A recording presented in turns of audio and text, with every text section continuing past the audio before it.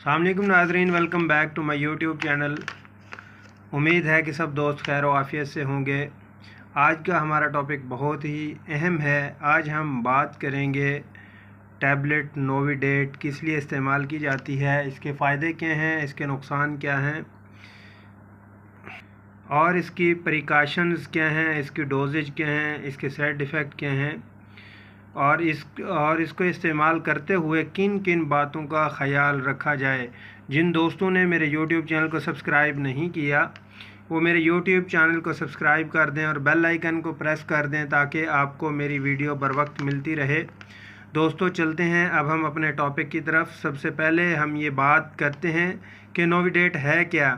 Basically Novidat bacterial infection में इस्तेमाल की जाती है, जिसका एक्टिव इंग्रेडिएंट सिप्रोफ्लॉक्सासिन HCl है, जो कि एक फ्लोरोक्विनोन है। ज़्यादातर ये बैक्टीरिया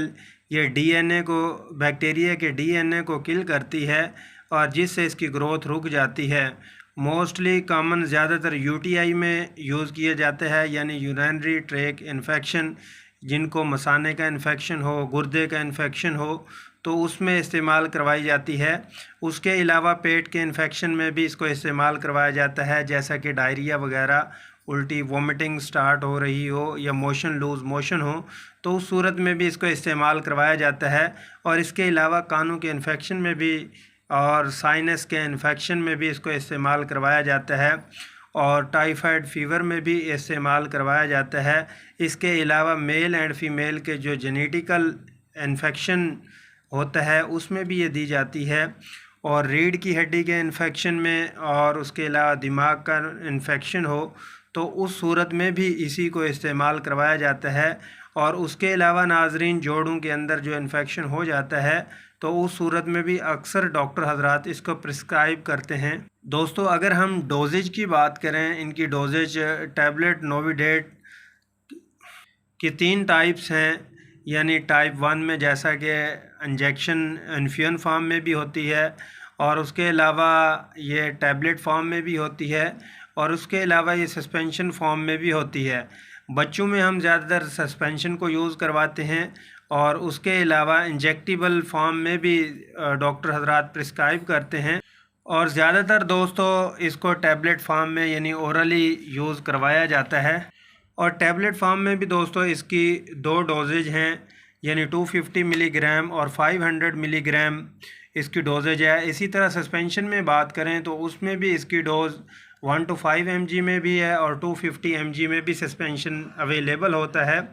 और उसके अलावा मरीज़ को डोज़ जो देनी है सम टाइम 250 ग्राम BD देनी पड़ती है और उसके अलावा 500 माइक्रोग्राम भी देनी पड़ती है और उसके अलावा 1 ग्राम की डोजेज में भी देना पड़ जाता है।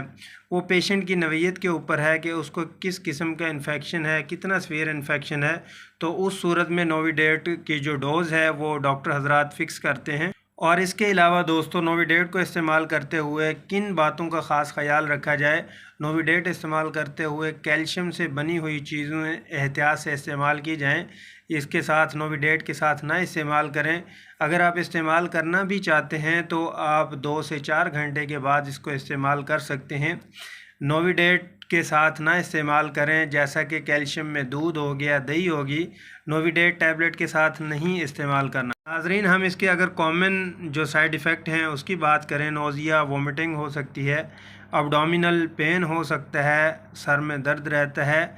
अगर हम इसके सीरियस जो साइड इफ़ेक्ट हैं उसके बारे में बात करें तो उसमें मेंटली डिसऑर्डर होना या नर्वस सिस्टम डिसऑर्डर होना या टिश्यूज़ वगैरह रप्चर होना और उसके अलावा और मेंटली डिस्टरबेंस होना, तो ये इसके सीरियस साइड इफ़ेक्ट हैं।